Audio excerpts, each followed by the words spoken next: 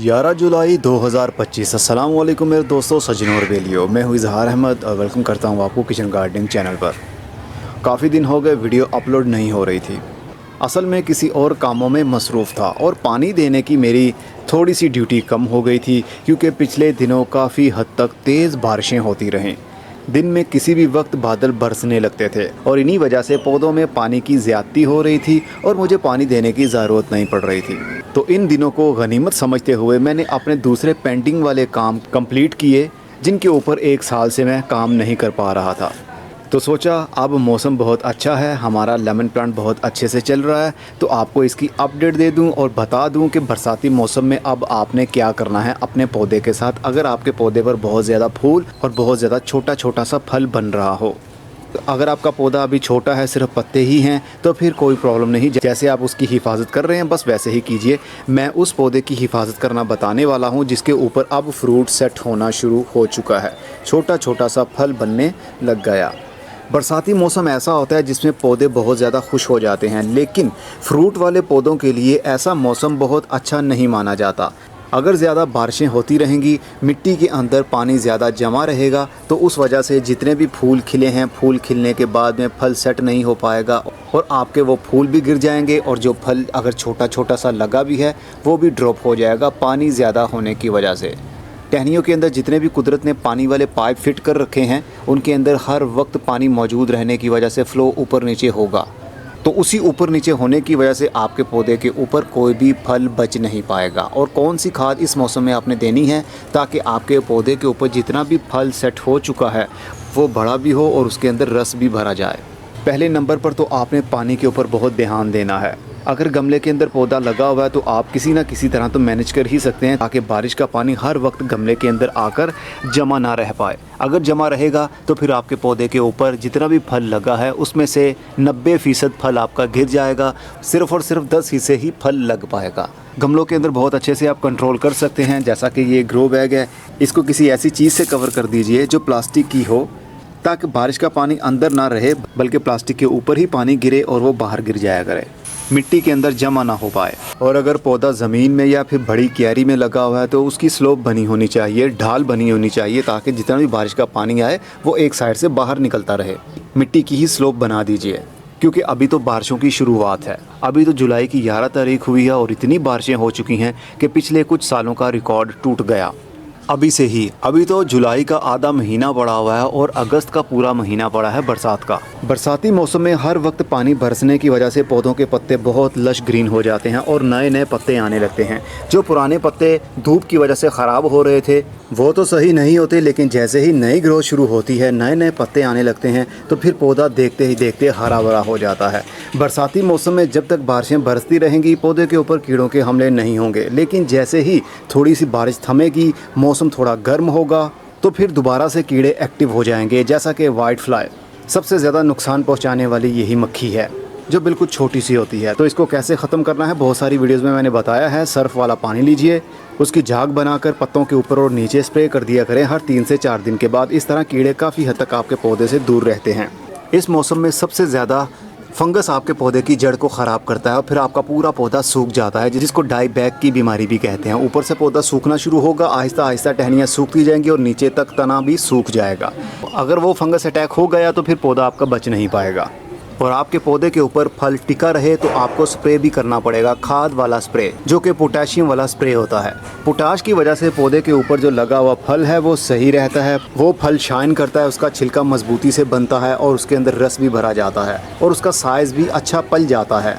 तो पोटेशियम का स्प्रे भी आपने करते रहना है। अच्छा, तो यही होता है कि जो तीनों चीज़ें होती हैं, नाइट्रोजन, फास्फोरस और पोटेशियम, जिसको NPK कहते हैं, वो वाला रेशियो आप इस्तेमाल कीजिए जिसके अंदर नाइट्रोजन कम होगी, क्योंकि अब पौधे के ऊपर फल सेट हो चुका है। तो अब अगर हम ज़्यादा नाइट्रोजन वाली खाद देंगे तो पौधे के ऊपर जो फल लगा है, पौधे का ध्यान उधर से हट जाएगा और फिर अपनी नई ग्रोथ को, नए पत्तों को निकालने में लग जाएगा। इसलिए हमने फास्फोरस और पोटेशियम वाली खाद ज़्यादा देनी होती है, नाइट्रोजन वाली बहुत कम, जिस तरह के 5, 15, 45 खाद है। अगर खाली पोटेशियम का स्प्रे भी आप करते हैं तो भी अच्छा है। पोटेशियम सल्फेट हमारे दराज स्टोर से भी आपको मिल जाएगा। 100 ग्राम की छोटी सी डबिया होगी, उसका आप इस्तेमाल कर सकते हैं। हर 7 दिन के बाद 5 लीटर पानी के अंदर ½ टीस्पून डालिए, घोलिए और पत्तों के ऊपर स्प्रे कर दिया करें। अगर बारिश हो गई, फॉर एग्जांपल अभी मैंने स्प्रे किया है और 2-3 घंटे के बाद बारिश हो गई, तो फिर उसका असर ख़त्म हो जाएगा, आपको कल दोबारा रिपीट करना पड़ेगा। अगर ऑर्गेनिकली स्प्रे करना चाहते हैं तो केलों के छिलकों को पानी के अंदर डबो कर रख लीजिए। हर 24 घंटे के बाद जितने भी पानी के अंदर आपने छिलके डबोए होंगे, उसका सारे का सारा पानी आपने पत्तों के ऊपर स्प्रे कर देना है और वही पानी आप पौधे की जड़ के पास में भी डाल सकते हैं। अगर मिट्टी गीली है तो फिर नहीं डालना, क्योंकि बरसाती मौसम में मिट्टी के अंदर ज़्यादा पानी होने की वजह से भी आपका फल गिर जाता है। इसलिए स्प्रे के रूप में आप स्प्रे करते रहेंगे हर 4 से 5 दिन के बाद, तो फिर आपके पौधे के ऊपर फ्रूट भी सेट हो जाएगा। छिलकों का पानी कैसे बनाना है थोड़ा सा आइडिया भी दे देता हूँ। 1 लीटर पानी ले लीजिए, उसके अंदर 3-4 छिलके डाल दीजिए, या जितने भी छिलके हैं, चाहे दर्जन केले खाए हैं आपने तो दर्जन केलों के छिलके आपने 1 लीटर पानी के अंदर या 2 लीटर पानी के अंदर डबो कर रख दीजिए। हर 24 घंटे के बाद वो वाला पानी निकालें और डायरेक्ट उसको स्प्रे कर सकते हैं पौधों के पत्तों पर। उसको सादे पानी में डाइल्यूट करने की ज़रूरत नहीं है, क्योंकि ये हाई पोटेंसी नहीं होती। डायरेक्ट आप केलों के छिलकों का पानी पत्तों के ऊपर और मिट्टी में भी डाल सकते हैं और दोबारा से उन्हीं छिलकों के अंदर फिर से पानी डाल दीजिए। अगले 24 घंटे के बाद फिर उसको डाल दीजिए। ऐसे ही 1 हफ्ते तक ऐसे ही करते रहिए और 1 हफ्ते के बाद वो छिलके बहुत गल गए होंगे, तो उन गले हुए छिलकों को आप पौधों के तनों के पास में या मिट्टी के नीचे दबा दीजिए, वो वहाँ पर भी खाद का काम करेंगे। लेकिन केलों के छिलकों का ऑर्गेनिक मैटर बहुत ज़्यादा तेज़ी से काम नहीं करता। बस ये है कि आपकी तसल्ली हो जाया करेगी कि हाँ, हमने पोटेशियम वाला खाद दिया है। अच्छा रिज़ल्ट चाहते हैं तो केमिकल वाला पोटेशियम सल्फेट आपको इस्तेमाल करना ही पड़ेगा। बस यही कुछ हिफाजती तदाबीर थी जो मैंने आपको बता दी हैं।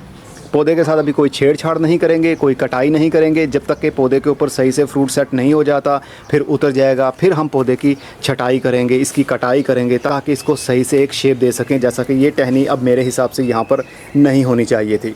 डी शेप पौधे को हम नहीं लेकर चलेंगे। ऐसा डी शेप पौधा कि जहाँ पर सूरज की रोशनी पूरे पत्तों के ऊपर ना आ पाए, जब हवा चले तो हर टहनी के बीच में से हवा गुजर ना पाए, ऐसा हमने डेंस पौधा नहीं लेना। हमने तो इसकी छटाई करते रहना है, कटाई करते रहना है, ताकि ब्रांचेस वाई शेप में या जिस भी शेप में आप लेकर चलें, पौधे की ग्रोथ इस अंदाज़ में होनी चाहिए कि सूरज की रोशनी हर एंगल से हर टहनी के ऊपर आ जा सके और मल्टीपल शूट एक ही टहनी से ना निकल रही हो, वो भी हमें नुकसान पहुँचाती है। फ्रूट सही से लग नहीं पाता है। अब जैसा कि ये देखिए, यहाँ से ये टहनी आ रही है, ये 2 टहनियाँ निकली और यहाँ से एक और टहनी निकल आई। इसको हम नहीं रखेंगे, लेकिन इसके ऊपर 2 लेमन लगे हुए हैं जिसको हम अभी नहीं छेड़ेंगे। जब मौसम चला जाएगा सारा फल हम उतार लेंगे।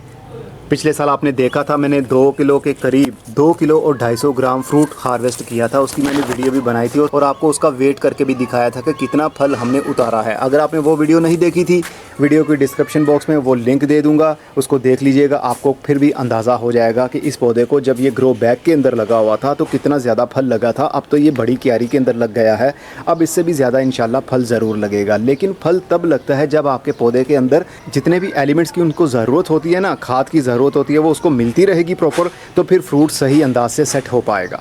खाद के ऊपर कई बार मैं वीडियोस बना चुका हूँ, कई वीडियोस के अंदर मैंने खादों का जिक्र किया है। अब हर वीडियो में खाद का जिक्र करने की वजह से जो हमारे पुराने सब्सक्राइबर हैं वो तंग आ जाते हैं, अरे ये क्या तुम हर बार एक ही बात को लेकर बैठ जाते हो।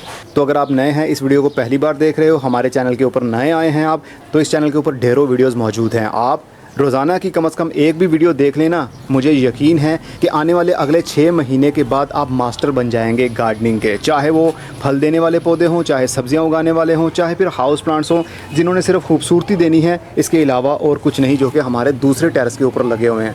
इतनी तेज़ आंधी भी आती रही, तेज़ हवाएँ चलती रहीं, बारिशें भी होती रहीं, जिस वजह से हमारा ये नट देखिए उड़कर फटकर एक साइड पर लटक गया है। इतनी हिम्मत नहीं पड़ रही कि इसको मैं ज़रा सेट कर लूँ, क्योंकि गर्मी इतनी ज़्यादा है, भड़ास वाली गर्मी है कि दिल ही नहीं चाहता काम करने को। अगली वीडियो में फिर मिलेंगे, अपना बहुत सारा ख्याल रखिएगा। खुदा हाफिज़।